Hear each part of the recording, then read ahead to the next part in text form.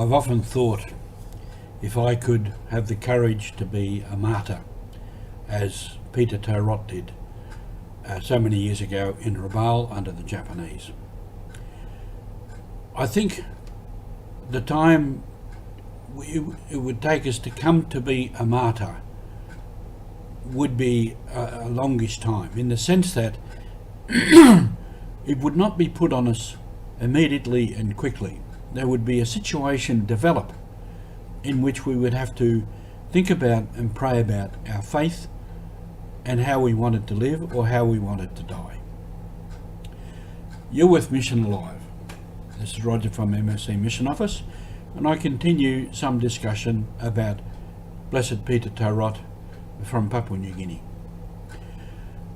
As I said, the situation that brought him immediately to his death was a bit longer, from the time he became a catechist and did his work, and then the Japanese came and they settled down under the Japanese occupation, and then things began to get worse and stricter, and his work and activity was prohibited.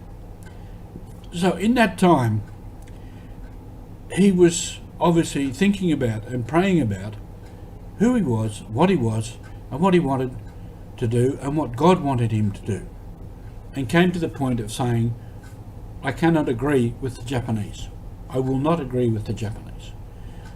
And that led to his death. When the Japanese prohibited his activity, he became a bit more prudent, a bit more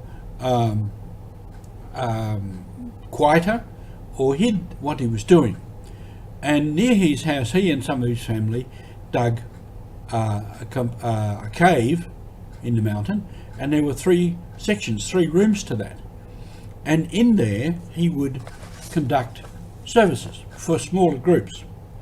In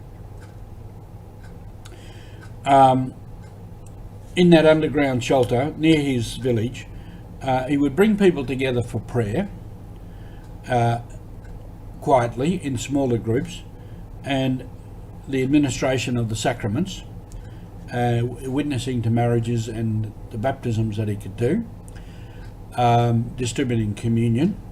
And he also told the people, if there's somebody died and there was a burial, then no prayers were to be said at the grave, but he would go to the house on the evening before the burial and say prayers. So he found ways of going around the Japanese law, what the Japanese wanted. And as I said previously, at this time the Japanese effort in the war was being defeated. And then in 1944 in June, the Japanese legalized again the practice of polygamy. This had been a practice previously.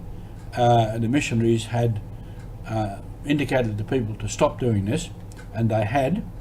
So the Japanese, now appealing to the people and to the chiefs particularly, reintroduced this custom in the effort to favour the chiefs and to gain the favour of the chiefs and to get the support of the people. And Peter Tarot particularly told the people, no, we're not going to do this. A lot of the other catechists stopped their work and actually supported this practice of polygamy.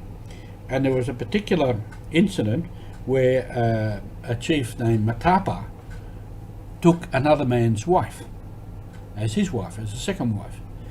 Now the thing with polygamy and chiefs was that custom was it boosted their status and their standing and their wealth amongst the people. And that's the same in many other places in Papua New Guinea, a lot of tribes. The polygamy was something that belonged to the chiefs. So this thing with this guy named Matapa precipitated a crisis, and Peter Tarot opposed that and told him he couldn't do that. Then somebody else went and reported Peter Tarot to the Japanese, and that started the process to his death more immediately.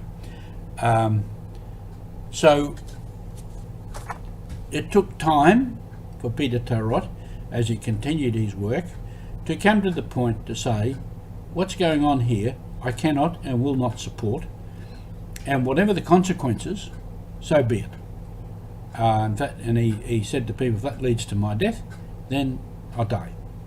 But at the moment, he's opposing the Japanese, and he had opposed some of the chiefs in what they were doing.